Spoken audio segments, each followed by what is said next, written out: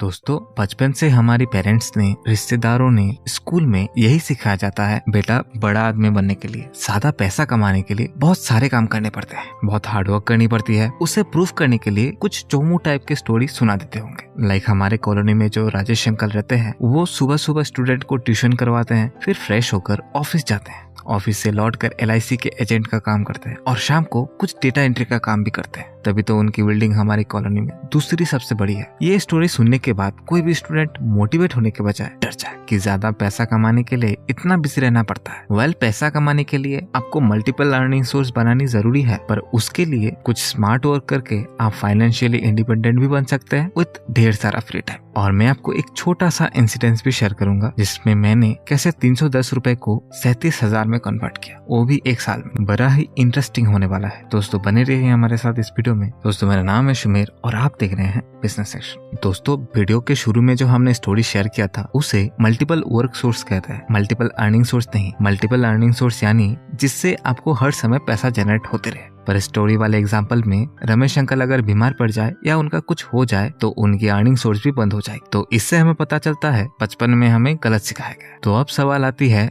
सही तरीका क्या है अमीर बनने का? दोस्तों दो तरीके हैं अर्निंग जनरेट करने की, एक्टिव अर्निंग सोर्सेस और passive earning sources. Active earning source यानी वो सोर्सेस जिसमें आपको हर समय एक्टिव रहना पड़ता है, यानी आपको फिजिकली इन्वॉल्व्ड रहना पड़ता है अर्निंग जनरेट करने के लिए। जैसे एग्जांपल के तौर पर एक डेंटिस्ट, वो कब अर्निंग कर पाएगा? जब वो किसी पेशेंट की इलाज करेगा। इस तरह की अर्निंग सोर्सेस आपको एक ही रखना चाहिए, मैक्स टू मैक्स 2, क्योंकि इसमें आपको फिजिकली इन्वॉल्वमेंट ज्यादा होना होता है और एक साथ आप कई जगहों में प्रकट तो नहीं हो सकते, इसलिए एक या मैक्स टू मैक्स 2। अब दूसरी ऑप्शन, पैसिव अर्निंग सोर्सेस। इसे समझने के लिए आपको मैं एक स्टोरी बताना चाहूंगा। एक ब्रिटिशर्स थे जिनको फिश टैंक बहुत पसंद था, तो उन्होंने एक वेबसाइट बनाया और अपना ओपिनियन लिखना स्टार्ट कर दिया और हर रिव्यू के बाद एक Amazon एफिलिएट लिंक डाल दिया करते थे। उन्हें पता था कि अगर उनके लिंक से कोई अगर परचेस करता है कुछ भी, तो उन्हें उससे कमीशन मिलेगा। काफी सारे बेहतरीन रिव्यूज लिखने के बाद वो अपनी रेगुलर जॉब में इतने बिजी हो गए कि और रिव्यूज लिखना तो दूर, पुराने रिव्यूज को भी चेक नहीं कर रहे थे। पर कुछ हफ्तों के बाद उनके पास Amazon से उनके एड्रेस में $300 की एक चेक आई।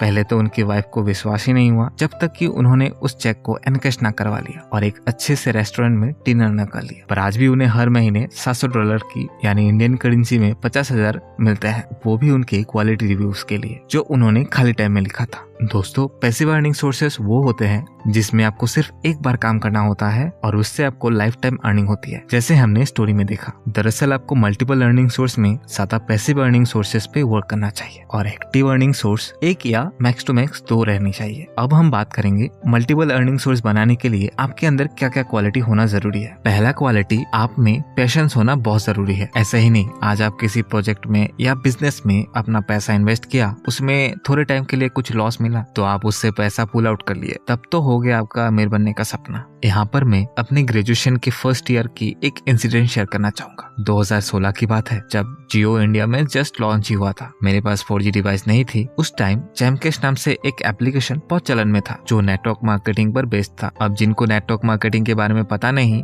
आप कमेंट करें, उसमें मैं एक वीडियो जरूर बना दूंगा। और मैं आपको बता दूं, ये वीडियो कोई स्पॉन्सरशिप वाला नहीं है, क्योंकि जैमकैश अभी है भी नहीं, इसलिए मैं आपके साथ शेयर कर रहा हूँ। जैमकैश से जेन्युइन पैसा मिलता था, मुझे भी मिले थे। सिर्फ उसमें कुछ ऐप इंस्टॉल करनी होती थी और आप जैमकैश के एक्टिव यूजर बन जाते थे और ये बिल्कुल फ्री था, कोई भी पैसा नहीं लगता था। वैसे दूसरे नेटवर्क मार्केटिंग में ज्वाइनिंग के लिए ज्वाइनिंग फीस देना पड़ता है, पर इसमें नहीं था। पर मेरे दोस्त उस ऐप को इंस्टॉल करके फ्री में पैसा कमाने का इतना सा भी रिस्क नहीं लेना चाहते थे। अब उसमें कंडीशन थी, अगर आप $5 अर्न करते हो तब जाकर ही आप विड्रॉल लगा सकते हो। जैसे यूट्यूब में भी होता है, $100 करके आप विड्रॉल लगा सकते हो। मैंने भी अपना फर्स्ट $5 कंप्लीट किया, पर उस टाइम कंपनी ने अपना क्रिप्टो कॉइन लॉन्च किया था। 35 पैसा का एक कॉइन था, TCC नाम से कॉइन था और उसी से मुझे क्रिप्टो करेंसी की नॉलेज हो गई थी। हाँ, ऑफर ये था, अगर हम अपना जैमकैश की अर्निंग किया हुआ पैसा कैश ना करके कॉइन परचेस कर ले तो 35 पैसे का एक कॉइन मिलता था। मेरे दोस्त तब भी बोल रहे थे, भाई देख ले, पैसा नहीं देने वाले, इसलिए ये कॉइन वाइन का चक्कर कर रहे हैं, तू अपने 310 रुपए को बैंक में उठा लियो, तब जाके हम भी इस ऐप को इंस्टॉल करेंगे। पर मेरे दिमाग में कुछ अलग ही कैलकुलेशन चल रहा था। मैंने कैलकुलेट किया, अगर कंपनी फ्रॉड हुई तो मेरे कुछ इंटरनेट की ही लॉस होगी, क्योंकि उस टाइम इंटरनेट बहुत महंगा हुआ करती थी और पैसा 310 रुपए का ही लॉस होगा। और अगर टीसीसी परचेस कर लिया तो प्राइस बढ़ जाएगा और प्राइस अगर बढ़ गया तो मेरे लिए तो विन विन सिचुएशन हो जाएगा। मैंने उस $5 को कैश नहीं किया और उससे कॉइन खरीद ली। पैसों को लेकर वही मेरा फर्स्ट रिस्क था। आपको ये फनी भी लग सकता है, 310 रुपए से क्या रिस्क हो जाएगा। मेरे दोस्त, जिसके पास पैसा नहीं होता है उसके लिए उसके 310 रुपए भी बहुत मायने रखती है। इससे आप मेरा पेशेंस देख सकते हो। दोस्तों, अब मैं जो आपको बताने वाला हूँ उसे सुनकर शायद आपको विश्वास ना भी हो, पर क्रिप्टो में ग्रोथ जान चुका है। एग्जाम्पल के तौर पर आप डॉज कॉइन को ही ले सकते हैं।